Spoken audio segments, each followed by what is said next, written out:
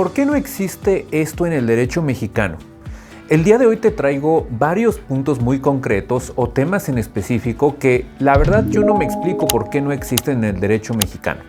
Y no me vaya a decir alguien que es debido a la deshonestidad, a que hay mucha gente que es tramposa en México, porque lo cierto es que hay que fomentar una nueva cultura de la legalidad en este país, parte de lo que has escuchado que es el Estado de Derecho. En el video de hoy te voy a explicar algunas figuras jurídicas, algunos conceptos, algunas instituciones del derecho que no existen en México, pero que la realidad nos ha indicado que si bien existen en otros países, en México no se ha dado a la tarea de fomentarlas o de crearlas o de regularlas precisamente.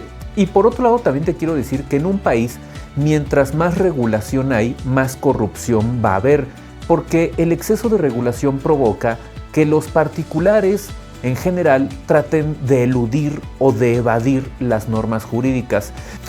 El primer punto que te voy a decir relativo a cuestiones que deberían de existir en el derecho mexicano es las empresas unipersonales. Ya sé que muchos me van a decir, las sociedades por acciones simplificadas o SAS ya existen y ya existen efectivamente. Sin embargo, yo te podría decir que es el único tipo societario, es la única empresa de una sola persona que hay en México y de hecho solamente pueden constituirla personas físicas, ya sea una o varias personas físicas. Pero yo voy más allá. Yo voy al hecho de decir, ¿por qué no puede haber sociedades anónimas de un solo accionista, persona física o persona moral? Y si quieres, ponle este tema de los beneficiarios controladores del artículo 32 del Código Fiscal de la Federación que entró en vigor este año. No tengo problema con ello, aunque también yo estoy totalmente a favor de ir quitando regulación a relaciones entre particulares, porque esto entorpece el comercio.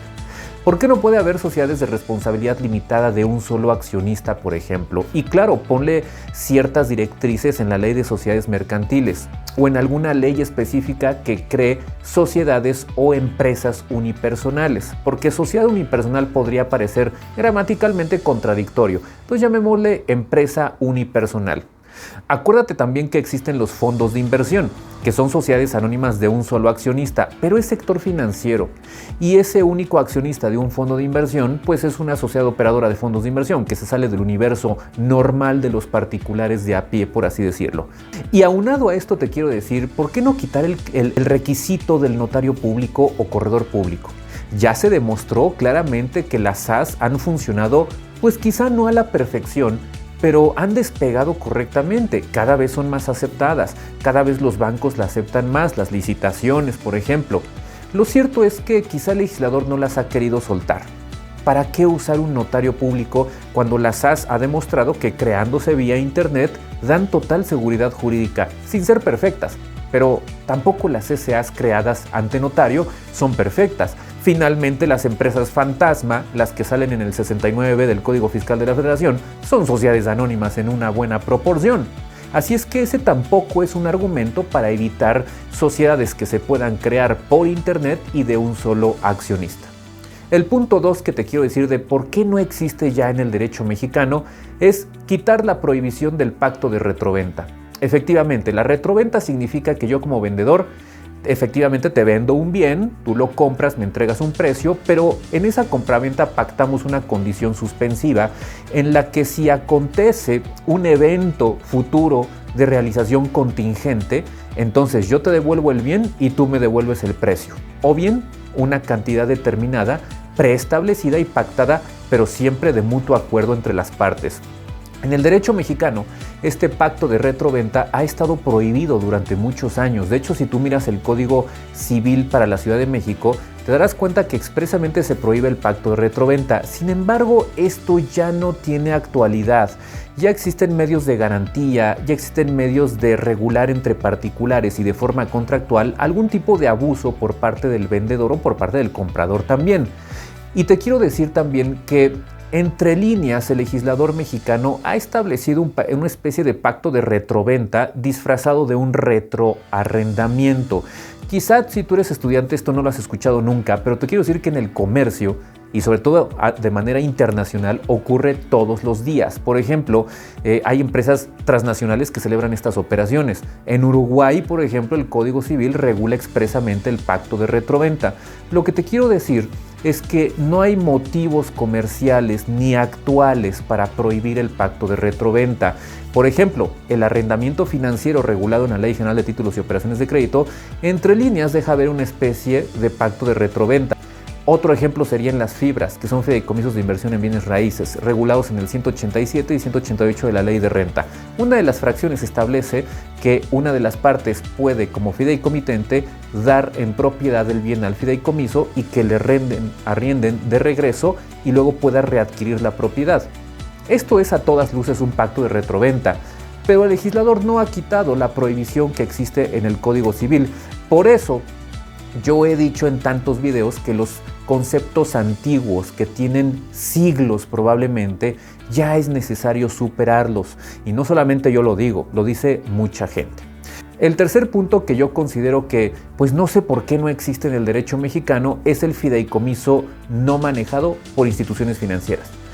En México, si tú te das cuenta, la única manera de abrir un fideicomiso es en una institución financiera bancaria o no bancaria, como por ejemplo podría ser una SOFOM, una SOFIPO o en el sector bancario precisamente un banco, ¿no? Sin embargo, hay otros países, sobre todo anglosajones, y puede actuar como fiduciaria una persona como ustedes y yo, una empresa, se llama trust. O en algunos casos se llama, por ejemplo, escrow trust, que es una especie de depósito donde un tercero administra un bien en lo que se hace una operación. Por ejemplo, hasta la venta de un coche puede hacerse mediante un escrow, que significa que un tercero guarda en custodia y depósito el automóvil en lo que las partes satisfacen el precio y acuerdan la modalidad de entrega del bien. En México eso no se suele hacer de esa manera, pero si te das cuenta esto ofrece transparencia. Tendrías que irte a un banco y nadie en México va a abrir un fideicomiso para vender un automóvil. Mi punto y mi propuesta sería, ¿por qué no hay fideicomisos trust en México que no necesariamente manejen los bancos o instituciones financieras? El siguiente punto, que por qué no existe en el derecho mexicano, son los daños punitivos, pero no a nivel jurisprudencial ni de precedentes jurisdiccionales, a nivel legislativo. Te quiero decir que en México ya existen los daños punitivos por precedentes jurisdiccionales. Sin embargo, al nivel de la ley no existe. No hay un terreno legal, digamos, para que yo pueda pactar daños punitivos en un contrato. Un daño punitivo significa una sanción económica.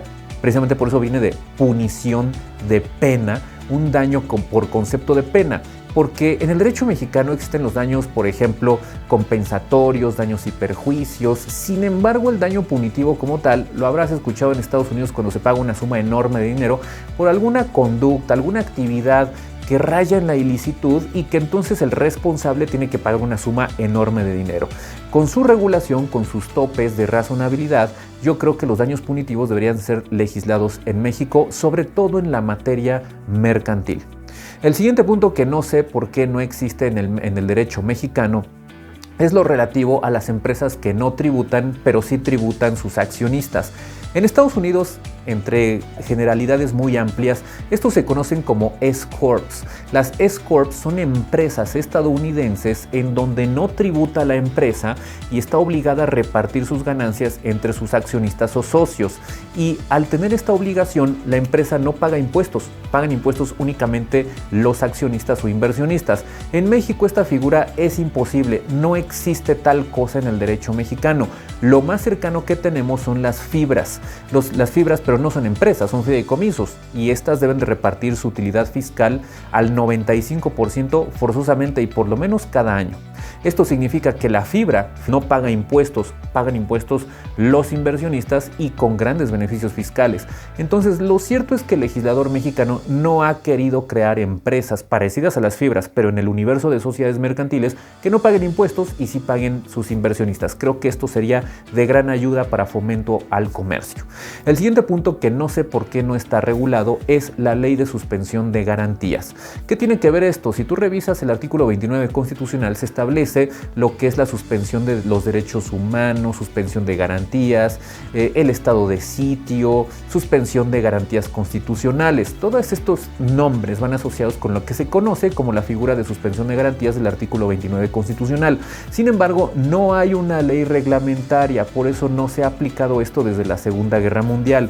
Por seguridad jurídica y para cómo están las cosas en México, definitivamente creo que la ley de suspensión de garantías debería de legislarse por el Congreso de la Unión ya mismo. El siguiente punto, que no sé por qué no existe en México, es el relativo a la regulación del culto coercitivo. El culto coercitivo tiene que ver con todos estos gurús que venden humo en redes sociales y que tienen que ver incluso con aspectos financieros. Hay mucho estafador en redes sociales que captan recursos del público, que cometen estafas piramidales, esquemas Ponzi, lo hacen por medio de Instagram, por medio de YouTube, por medio de Facebook, y han sido un cáncer que han ido haciendo metástasis en la población. Y no solamente en el sector financiero, sino también en el terreno de lo personal. Hay gente, hay gurús que se meten con la mente, con la autoestima de las personas sin ser terapeutas ni expertos en salud mental. Por esa razón yo creo que el culto coercitivo, como muchos gurús famosos ejercen y obligan a la gente y los meten en un fanatismo de culto verdaderamente nocivo, creo que el legislador mexicano debería ya emitir una ley antisectas, una ley anticulto coercitivo. El siguiente punto, que no sé por qué México no lo ha legislado, es lo relativo al tratamiento desde el punto de vista de la salud de las conductas criminales. Efectivamente, Gerardo Laveaga tiene un libro que se llama Leyes, Neuronas y Hormonas. Y en ese libro explica de una forma magistral la implicación que tiene toda la cuestión biológica en el actuar humano. El derecho penal se ha centrado y hoy está aceptado en las conductas nocivas para el hombre y sanciona conductas nocivas para el hombre y mete a prisión y sanciona con todos los principios que existen en la materia. Sin embargo, no se trata lo que hay detrás. Y Gerardo Laveaga tiene la tesis de que hay una razón biológica y desde el punto de vista de la neurología de por qué la gente comete ciertas conductas, en este caso nocivas. Y hay una tesis por ahí que vale la pena poner en la mesa. ¿No sería mejor atender desde el punto de vista de la salud a esas personas que por alguna razón neurológica cometen delitos que desde el punto de vista punitivo? Es decir, la sobrepoblación carcelaria no podría mejor mermarse y mejor despresurizar las cárceles atendiendo desde el punto de vista de la salud a todas estas personas sin que sea el caso de todos los criminales, desde luego. Pero lo cierto es que puede esconderse una razón médica para aquellos que cometen determinadas conductas. Y yo creo que el futuro del derecho penal deberá de enfocarse más desde el punto de vista de la atención médica de las personas que cometen conductas criminales que desde el punto de vista de sancionar y meter a la cárcel, privar de la libertad a determinadas personas. Por último, tengo otros dos temas que no sé por qué el legislador mexicano no los ha regulado. Y los decidí dejar al último porque pueden generar mucha controversia. El primero de ellos es el relativo al poliamor. Esto que llaman matrimonio de más de 2 personas. Y ya existe un precedente judicial en México que no tiene más de 2 meses. Y te quiero decir que aquí las opiniones están muy divididas. Yo no voy a dar un punto de vista tajante, pero te quiero decir que si tú estás a favor de prohibir el poliamor, o sea, matrimonio de más de 2 personas, me gustaría que me respondieras cómo protegemos jurídicamente a esas personas que se terminan uniendo en una especie de relación de facto amorosa y viven juntas cuando uno muere, por ejemplo. O por ejemplo, si una pareja de 2 adopta a un menor de edad y luego se junta con una tercera persona adulta. ¿No crees que sería bueno darles un marco jurídico? Ahora bien, si tú me dices que estás a favor de permitir el poliamor o matrimonio de 3 personas o incluso de más de 2 o 3 personas, pues lo cierto es que ¿no acaso puede generar un ejemplo nocivo para cierto tipo de propagación de ideas, de temas de salud que podrían afectar a las personas? Eso lo dejo en la mesa y las dos posturas son válidas. Hay que aprender a respetar los puntos de vista de cada quien y para entrar a este tema podríamos hacer un video por separado. El otro tema que no sé por qué no existe en México desde el punto de vista regulatorio y que genera mucha polémica también es el relativo a la reproducción asistida. Yo soy de la idea que hay que respetar los puntos de vista a favor y en contra. Pero el hecho de arrendar un vientre materno por parte de una pareja que de pronto no puede tener hijos debería de ser algo que pudiera ponerse en la mesa. Pero quiero ser muy claro en este sentido. En México hay 2 códigos civiles que regulan la reproducción asistida, pero de una forma un poco escueta, la verdad, que es Sinaloa y Tabasco. Creo que todos estaremos de acuerdo que en caso de que se aprobare alguna situación por el estilo, es porque hay voluntad de todos los involucrados y no se va a prestar al tráfico de personas, ni se va a prestar a la explotación sexual de la gente, ni a la esclavitud sexual de las personas. Por esa razón creo, en todo caso, que si esto se aprueba, debería estar perfectamente consentido por la persona que va a arrendar su vientre, por el que va a dar el esperma y por la pareja de esa persona. Y podría también ponerse a discusión que debe de permitirse entre parejas del mismo sexo que hagan como pareja la contratación de un vientre ajeno. Y como pilón, te quiero decir que no sé por qué no existe en la regulación mexicana estos clubes de fumadores de cannabis. Y lo cierto es que la Corte ha establecido que puede hacerse un uso recreacional, lúdico de este tipo de planta, por así decirlo. Y sin embargo es muy extraño porque no la puedo comprar ni la puedo vender, pero la Corte ha dicho en precedentes por el derecho humano al libre desarrollo de la personalidad que sí la puedo consumir de forma lúdica, lo cual pues me mete en problemas muy serios porque la puedo consumir pero no la puedo vender, no la puedo comprar, entonces ¿cómo la adquiero? No la puedo promover tampoco. Entonces, la prohibición absoluta de esta sustancia, lo cierto es que la Corte le ha dado un revés y dice no es positivo prohibirla de forma absoluta porque ocurre algo parecido con el alcohol y con el tabaco. Entonces esto es un tema importante, pero mi propuesta para ponerla en la mesa son los clubes de fumadores, que existen clubes alrededor de todo el mundo que no tienen regulación y mi punto es pongamos en la mesa cómo se van a regular. Desde el punto de vista administrativo, como establecimiento mercantil o como establecimiento no lucrativo, qué reglas va a haber, qué ley las va a regular, qué está prohibido, qué estará permitido, qué tendrá una prohibición absoluta desde el punto de vista administrativo sobre todo. Así es que bueno, espero que estos temas te hayan llamado la atención. Tú si eres estudiante, pueden ser temas de tesis, cualquiera de estos que acabo de abordar y nos vemos en una nueva transmisión.